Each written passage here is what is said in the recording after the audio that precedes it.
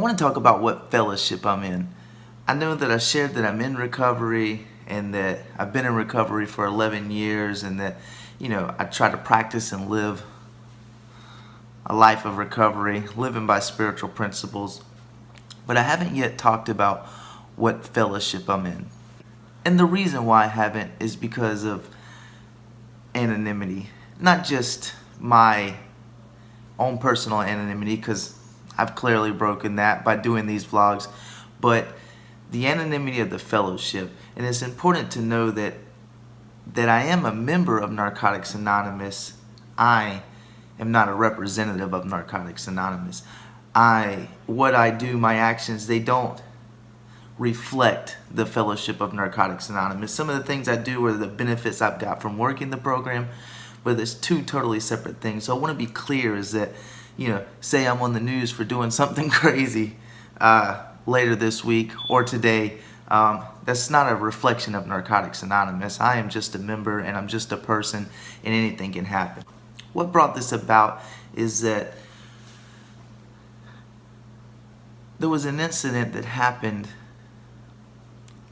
There was something that happened on the news, something that is closely related to nursing, and I wanted to share about it. And maybe that if somebody is struggling and somebody does need help, they'll know where to go. Before we get to that, I think I'm gonna go get my car tinted.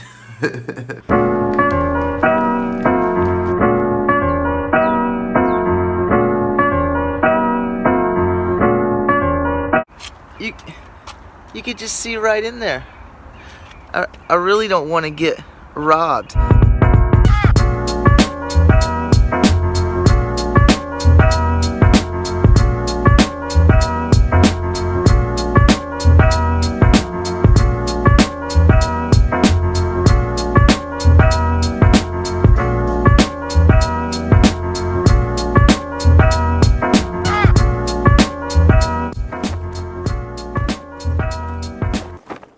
Here at Pro Window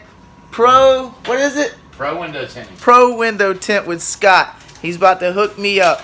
Located here on Beach Boulevard at the flea market. His business been on the news twice, and we're about to see what he can do.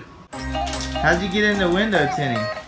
I actually started at a friend of mine's shop 36 years ago as a auto detailer. And he asked me if I wanted to try it. And I was like, yeah, I'll try it. Haven't stopped since.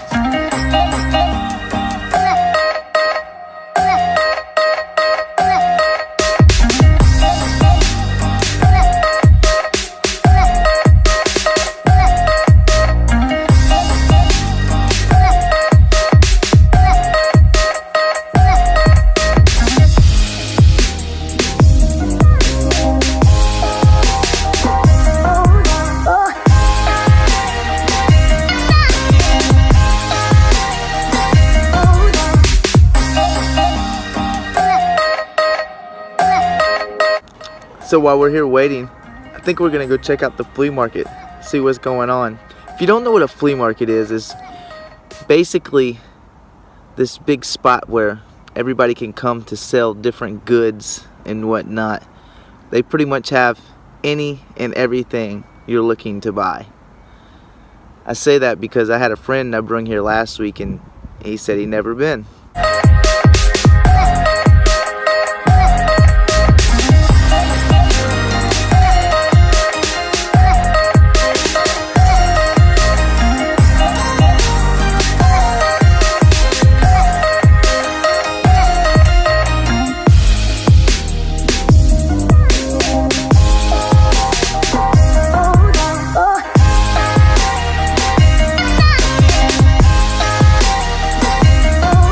God, I almost just had a heart attack. It was like, got critically low and it just started landing. Like I had to like take over the controls and like haul ass to get over here towards me, and it was acting all crazy. Anyways, whew, got the drone home safely. Big in CBD too. Car looks good, man. It does. Looks sweet.